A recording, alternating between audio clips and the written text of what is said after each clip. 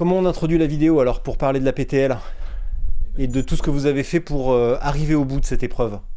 Bah, on va attaquer directement sur le premier sujet et puis on va les morceler comme ça, puis ça ira très bien. D'accord. À Ouais. quel moment on explique ce que vous avez fait, qui vous êtes? Toi, Stéphane, qui tu es On pour ceux qui ne commence te par ça, connaissent on pas. commence par ça. Et toi, Thomas, j'ai failli oublier ton prénom. Sympa. Et puis moi, dans le rôle du naïf. Enfin, d'ailleurs, pas dans le rôle du naïf, hein, dans ma vie quotidienne de Ouais, personne c'est parfait, qui ça. ne connaît rien au trail. Parfait. Et on déroulera comme ça. On déroule comme ça? Allez, Bon, feu. bah alors, C'est parti. c'est quoi la PTL? Qui veut commencer? C'est quoi la PTL? Alors la PTL, Ça veut dire quoi déjà? c'est le nom d'une épreuve. Ouais. C'est le nom d'une épreuve sportive qui est plutôt du trail aventure, même si le mot trail dans ce cas-là est pas forcément le plus adapté, mais c'est déjà une belle aventure à pied. C'est quoi le terme? Ça pourrait être quoi le terme précis? Une Le épreuve terme de montagne. petit, une épreuve de montagne, Une épreuve de alpinisme, montagne? voilà. Ça veut dire qu'on court pas finalement, c'est pas du trail. Très peu. Ça veut Très dire peu. qu'on est sur vraiment, on est sur de la haute montagne, on est sur de la particularité technique de montagnard, quoi. Et ça veut dire la petite trotte à Léon. Alors, cette petite trotte à Léon, ça vient, c'est pas d'aujourd'hui, hein, c'est 2008.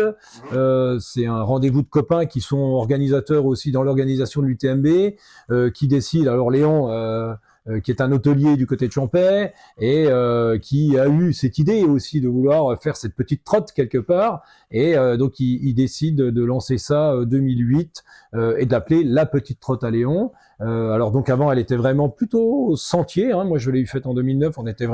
On respectait en grande partie du sentier. C'était toujours aux alentours de 300 km, 290, 300 km, toujours en équipe. Donc c'est une course qui se fait en patrouille, à 3 ou à 2.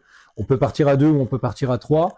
Et que si jamais en cours de route, il y a quelqu'un qui s'arrête, on peut terminer à 2 cette balade autour de Chamonix. Il y a l'impératif de finir à 2. On peut pas se raccrocher à une autre équipe. C'est obligatoirement en équipe de 2 minimum ou en trio. Exactement. Pourquoi?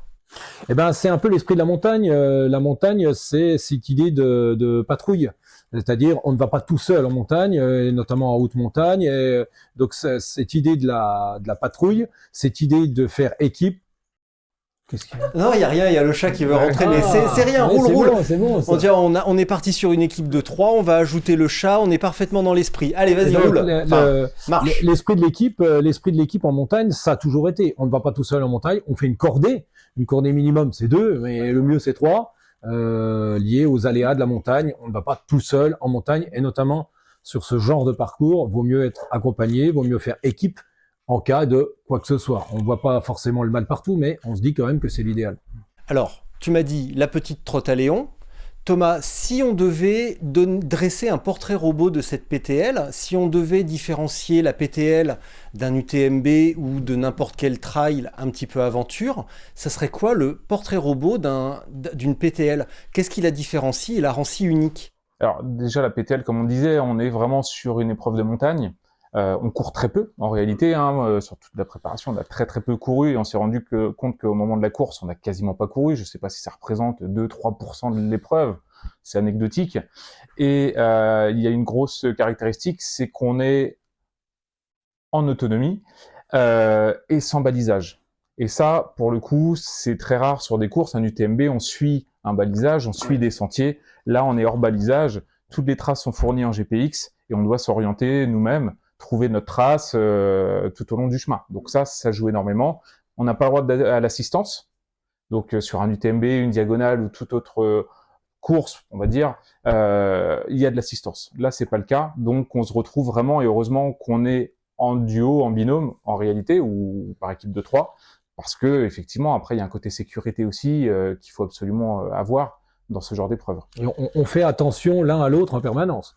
Tout comme c'est une des rares épreuves où on fait vraiment attention même aux autres équipes. Ouais. Les équipes qui nous précèdent, les équipes où on a l'habitude de naviguer avec elles, il y a forcément un esprit sécuritaire du fait d'être livré tout seul comme ça en montagne, avec assez peu de matériel finalement, et que on cherche forcément à s'entraider malgré les différences de compétences des uns et des autres. On a un état d'esprit qui est différent également parce qu'on n'a pas de classement, même si en réalité on sait bon combien on a fini, mais c'est anecdotique, il n'y a pas de classement sur la PTL.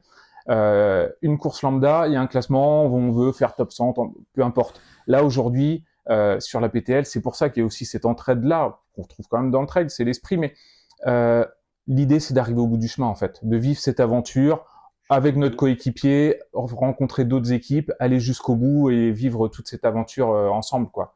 Et surtout, c'est aussi la possibilité d'aller là où on ne pourrait jamais aller en temps normal. C'est-à-dire que une bonne partie de ce parcours est ponctuée de passages dont le reste de l'année on n'y va pas. Ce n'est pas un niveau ils sécurisent des voies, ils nous font passer sur des glaciers, etc., etc. En temps normal, j'ai envie de dire, personne n'irait forcément spontanément dans ce genre d'endroit, à part quelques spécialistes de très haute montagne, des guides qui partent même avec des gars peut-être capés, etc., etc. Là, on a la possibilité d'aller accéder à des endroits sous l'effigie d'une organisation. Ça, c'est unique. Aucune organisation ne pourrait se permettre, peut-être quelques-unes d'autres que je ne connais pas, mais la vraie particularité de cette course, c'est de passer dans des endroits très engagés. Alors, le mot engagé en montagne veut dire qu'effectivement, on pourrait augmenter le potentiel de risque qu'il nous arrive quelque chose, mais on augmente surtout le potentiel de faire attention à ce qu'on est en train de faire. Et c'est ça qui est très intéressant. C'est pas qu'on augmente le potentiel à tout prix de dangerosité et qu'on passe pour des héros. On augmente surtout le capital d'être vraiment plongé en cœur de ce que l'on est en train de faire et qu'on n'a pas loisir de papillonner à penser à autre chose. On est vraiment concentré pleinement sur ce qu'on est en train de faire et rien d'autre. Et on s'offre un moment quelque peu magique de ces 6 jours dans des endroits qu'on n'a pas l'habitude d'aller, totalement plongé au cœur de sa petite équipe et qu'il n'y a rien d'autre qui compte sur Terre. C'est assez exceptionnel pour ça. Il faut rappeler qu'on est quand même hors sentier une grosse partie du parcours. Donc, c'est-à-dire qu'en fait, ces itinéraires-là, si on nous fournit pas une trace ou si on va pas aller chercher sur une cartographie, ils n'existent pas. Quand on monte au pic de Beauvert, pendant 7, 8, 10 heures, on n'a pas vu un sentier. On a juste suivi un itinéraire tout droit. Donc ça aussi, ça fait que ça renforce le côté cohésion d'équipe, ça renforce le fait qu'on soit obligé de faire attention à chacun de nos pas. Et c'est ce qui différencie aussi grandement sur un trail qu'on peut avoir, peu importe la distance, hein, mais c'est une grosse différence aussi de la PTL. Donc ça, ce côté technique, et comme tu l'as dit, ce côté où on va dans des endroits qui sont la plupart du temps inaccessibles et dans lesquels on n'a pas l'occasion d'aller, globalement, c'est ça qui fait la particularité, mais aussi la très grande difficulté. Parce que ce qui t'a finalement, et toi aussi évidemment, enfin tout le monde, ce qui t'a distingué comme trailer, c'est ta capacité à très bien préparer les événements et savoir où tu mettais les pieds. Toi aussi d'ailleurs, parce que tu as fait le Tour des Géants. Donc c'est cette capacité à bien savoir où on met les pieds, mais aussi la difficulté pour cette PTL, c'est l'impossibilité à se préparer à un niveau de technicité qui est difficilement accessible. Tu fais un UTMB, un Tour, tu as un circuit que tu connais en plus, parce que c'est quasiment tout le temps le même circuit. Tu peux t'y préparer, tu peux aller faire des reconnaissances, voilà, c'est quelque chose, tu te prépares à ça. Une PTL, le circuit, on l'a découvert une semaine avant. 10 jours avant. 10 jours avant. Donc, t'as pas la possibilité d'aller faire la reconnaissance. C'est des parcours qui changent tous les ans également. Donc, effectivement, on est sur quelque chose qui est beaucoup plus difficile à préparer. On sait pas si on va faire de la Via Ferrata, si on va passer sur un glacier, on sait pas quelle portion on va avoir de hors sentier, etc. Donc, alors, le côté préparé, c'est devenu la mode dans le trail, parce que préparer une course et y inclure la connaissance du parcours, c'est le trail moderne qui veut ça. Moi, qui fais vraiment partie de la première génération, préparer une course, c'était avoir les ressources physiques et mentales capables de pouvoir avoir organisé son cerveau pour être capable d'assumer 70 km, 100 km de course dans la montagne.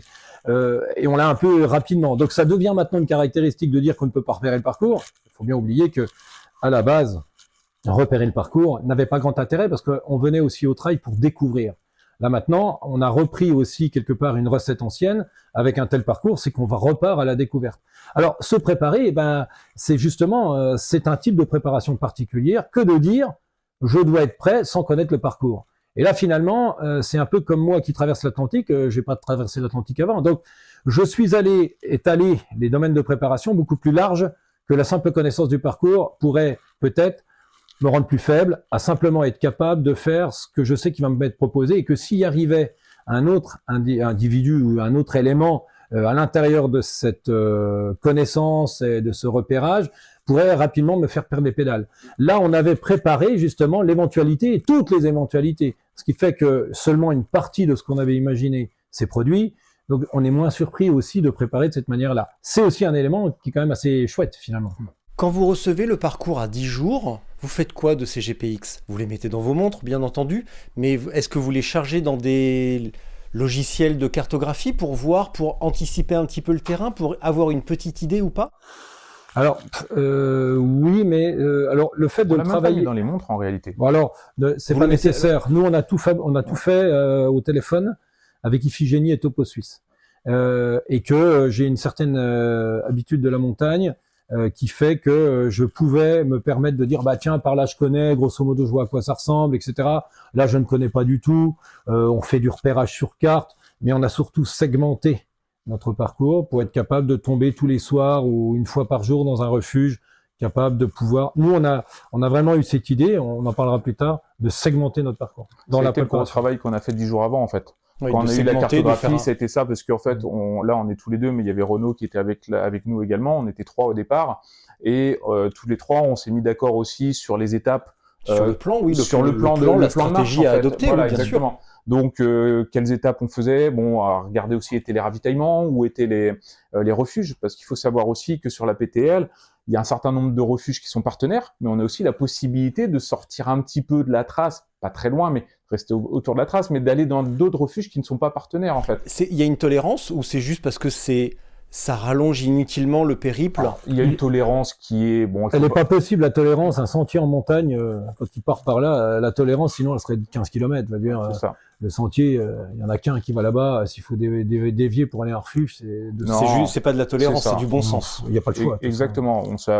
À Frassati, on a fait un détour de 500 mètres parce qu'il n'était pas pile poil et il faisait pas partie des refuges partenaires. On s'y arrêtait quand même. Tu vois, la tolérance, elle est là. Après, clairement, on va pas aller faire un détour de 10 Bien bornes sûr. pour aller chercher un refuge. Et toi, donc toi, Stéphane, tu connaissais. Je préférais couper. Est-ce que là, on vient pas déjà d'expliquer à tout le monde ce qu'était la PTL et que maintenant on pourrait repartir à la genèse? Qui sont les participants, Renaud, les 3, se présenter, comment on en arrive à se retrouver tous les 3 sur la route du départ. Et qu'à Je partir pense, de maintenant, on pourrait maintenant Oui, parler de la... Je pense, hein. Ouais. Étaler, je sais pas. Alors, on va conclure. Ouais, Comme vas-y. ça, on peut partir sur l'épisode suivant. C'est vrai que maintenant, on pourrait tout doucement, que tout le monde a compris ce qu'était la PTL, partir vers une explication de comment Thomas, Renaud qui n'est pas présent et Comment moi, on se rejoint tous les 3, comment on Exactement. décide d'y aller et comment on crée une équipe. et surtout comment on en arrive à s'inscrire au mois de janvier et que on a pu faire cette PTL au mois d'août 2024. Donc ça, c'est le programme du second épisode. C'est Exactement. exactement ça. C'est bien fait, c'est bien fait. C'est bien fait, C'est hein. très excellent. bien fait. Ah ouais, Excellent. on a bien bossé. Hein. C'est beau, c'est beau, c'est beau. C'est magnifique.